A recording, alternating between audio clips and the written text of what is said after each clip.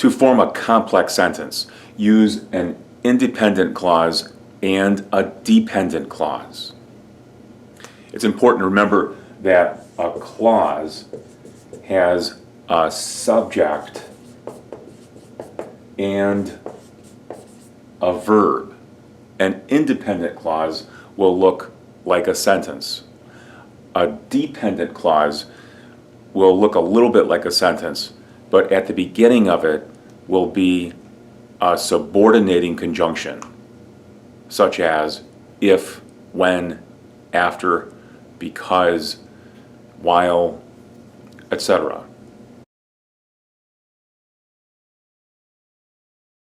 In this example, we'll begin with the word if.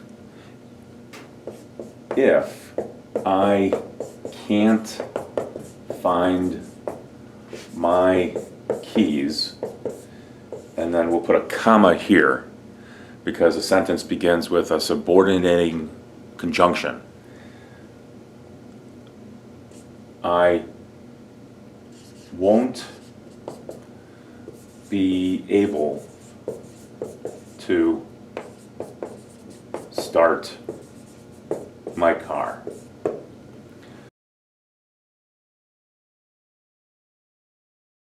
This is the dependent clause, and there's a comma here, and this is the independent clause. Each clause has a subject and a verb. This is the subject, this is the verb, here's the subject, and then won't be able to start is the verb phrase. You could also begin with the independent clause and put the dependent clause after it.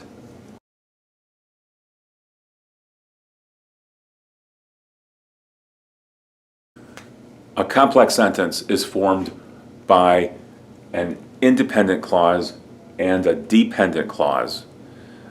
If this goes first, there's no comma between the two. But if you begin the sentence with a dependent clause, then a comma goes at the end of the dependent clause, and that's followed by the independent clause.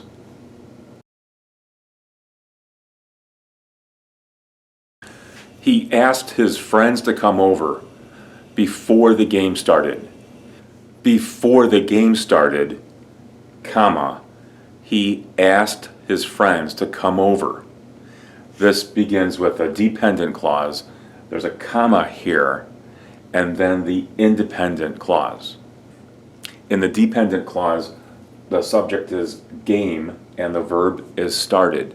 In the independent clause, the subject is he and the verb is asked.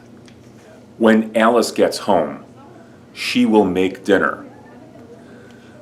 The sentence begins with the dependent clause, starting with this subordinating conjunction, and then at the end of it there's a comma, and then the independent clause beginning with the subject, she, and the verb, will make. Or you could start with she will make. I'll just change this to Alice. Alice will make dinner when she gets home.